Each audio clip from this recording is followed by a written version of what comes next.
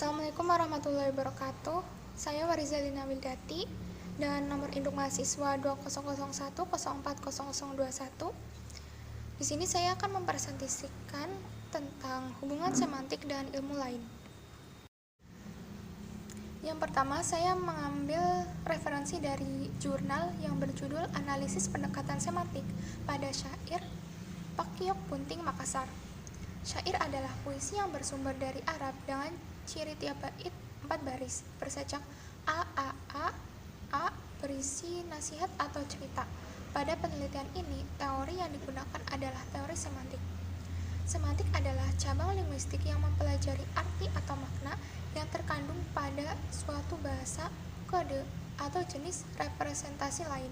Dengan kata lain, semantik adalah pembelajaran tentang makna. Adapun jenis semantik yang digunakan pada penelitian ini adalah makna leksikal dan gramatikal, kategori verbal, kategori adjektifal, dan pendamping nomina, verba, adjektiva, dan klausa. Pengertian makna leksikal dan makna gramatikal. Leksikal adalah bentuk adjektif yang diturunkan dari bentuk nomina, leksikon. Kemudian gramatikal adalah makna yang muncul sebagai akibat hubungan antara unsur-unsur gramatikal dalam satuan gramatikal yang lebih besar. Yang kedua, pengertian dari kategori verbal. Leksem-leksem verbal dalam bahasa Indonesia secara semantik dapat ditandai dengan mengajukan 3 macam pertanyaan terhadap subjek, tempat verba menjadi predikat klausanya.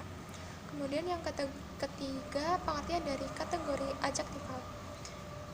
Leksem-leksem adjektifal dalam bahasa Indonesia secara semantik adalah leksem yang menerangkan keadaan suatu nomina atau menyifati nomina itu secara sintaktik.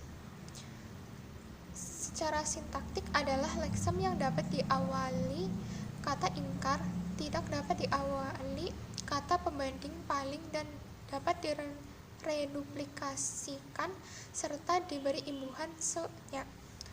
Yang keempat, pendamping nomina, verba, adjektiva, dan klausa.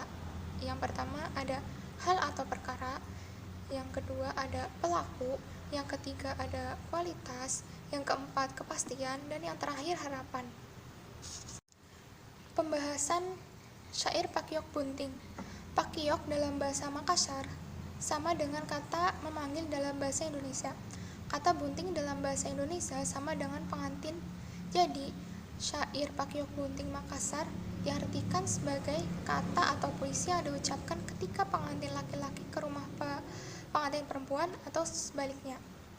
Pada bait pertama, bait tersebut mengandung makna leksikal karena makna leksikal dapat pula diartikan sebagai makna yang sungguh-sungguh nyata dalam kehidupan kita.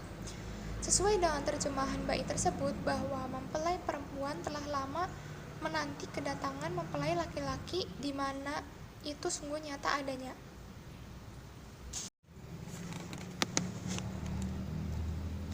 Kemudian pada bait kedua, bait tersebut mengandung makna kategori pendamping nomina pelaku karena pada pendamping nomina pelaku leksem yang digunakan adalah kata oleh yang ditempatkan di muka nomina, dan pada terjemahannya dijelaskan pula bahwa mempelai laki-laki diiringi oleh keluarga dan sahabatnya dengan suasana hati yang gembira.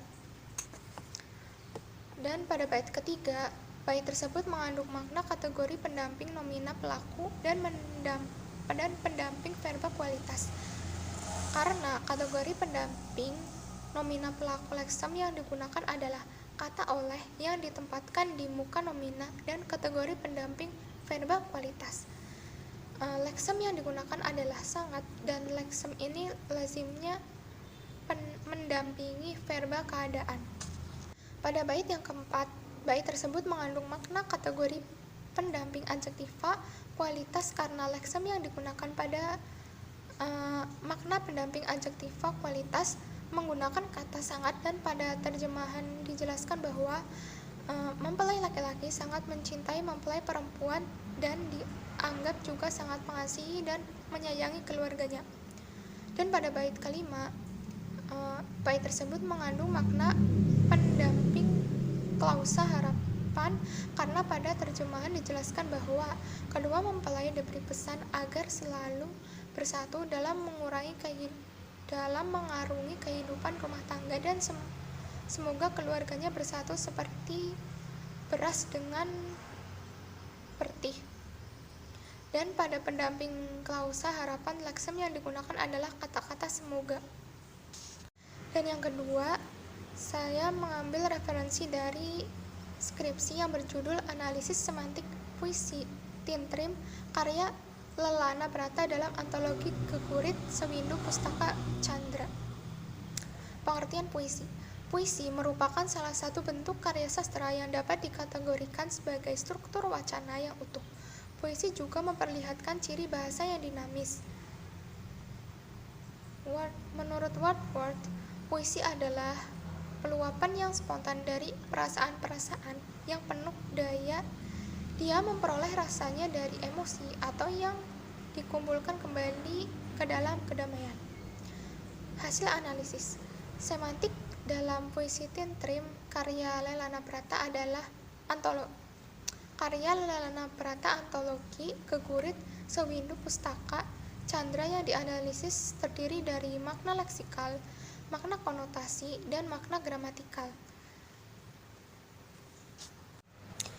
Pembahasan. Yang pertama, pembahasan dari makna leksikal. Yang pertama ada kata wengi yang artinya malam. Iki mempunyai makna leksikal ini. Sepi mempunyai makna leksikal sunyi. Kekasih mempunyai makna leksikal kasih sayang. Nalika mempunyai makna kasih sayang ketika. Udan memiliki makna leksikal hujan.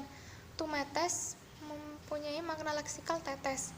Nelesi mempunyai makna leksikal basah. Bumi mempunyai makna leksikal tanah, alam, dan dunia. Larangan mempunyai makna leksikal kedudukan dan tempat. Pinggir mempunyai makna leksikal tepi. Dalan mempunyai makna leksikal jalan. Resik mempunyai makna lanjutnya. Kebanjiran mempunyai makna leksikal air bah banjir. Kayu-kayu mempunyai makna leksikal kayu. Putung mempunyai makna leksikal patah. Hawa mempunyai makna leksikal hawa dan udara. Atis mempunyai makna leksikal dingin. Tumlusup mempunyai makna leksikal masuk dan menancap. Sumsum mempunyai makna leksikal sumsum. Balung mempunyai makna leksikal tulang. Kemudian makna konotasi.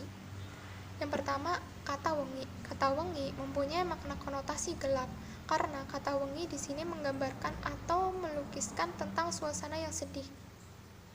Kemudian yang kedua ada kata sepi. Kata sepi mempunyai makna konotasi sendiri karena kata sepi di sini menggambarkan atau melukiskan tentang kesepian. Yang ketiga, kata kekasih. Kata kekasih mempunyai makna konotasi pacar karena kata kekasih di sini menggambarkan atau melukiskan tentang orang yang terdekat selain sahabat. Selanjutnya yang keempat ada kata udan. Kata udan mempunyai makna konotasi menangis karena kata udan di sini menggambarkan atau melukiskan tentang luapan kesedihan. Yang kelima, tumetes.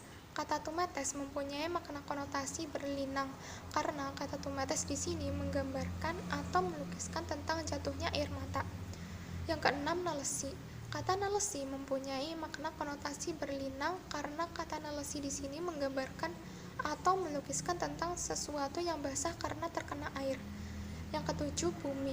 Kata bumi mempunyai makna konotasi berlinang karena kata bumi di sini menggambarkan atau melukiskan tentang hati atau relung hati. Yang kedelapan, larangan. Kata larangan mempunyai makna konotasi tempat di hati karena kata larangan di sini menggambarkan atau melukiskan tentang tempat teristimewa di hati. Yang kesembilan, pinggir jalan. Kata pinggir jalan mempunyai makna konotasi sebagian karena kata pinggir jalan di sini menggambarkan atau melukiskan tentang bagian kecil di hati. Selanjutnya yang ke-10 Resik. Kata resik mempunyai makna konotasi hilang karena kata resik di sini menggambarkan atau melukiskan tentang perasaan sakit hati. Yang ke-11, kebanjiran. Kata kebanjiran mempunyai makna konotasi terbawa hati lain karena kata kebanjiran di sini menggambarkan atau melukiskan tentang perselingkuhan. Yang ke-12, kayu-kayu putung. Kata kayu-kayu putung mempunyai makna konotasi patah hati karena kata kayu-kayu putung di sini menggambarkan atau melukiskan tentang sakit hati. Yang ke-13, hawa. Kata hawa mempunyai makna konotasi rasa karena kata hawa di sini menggambarkan atau melukiskan tentang perasaan. Yang ke-14, atis. Kata atis mempunyai makna konotasi sakit terluka karena kata atis di sini menggambarkan atau melukiskan tentang perasaan. Yang ke-15, tumlusup. Kata tumlusup mempunyai makna konotasi merasuk karena kata tumlusup di sini menggambarkan atau melukiskan tentang rasa sedih. Yang ke-16, sungsum balung. Kata sungsum balung mempunyai makna konotasi relung hati karena kata sungsum balung di sini menggambarkan atau melukiskan tentang hati yang terdalam.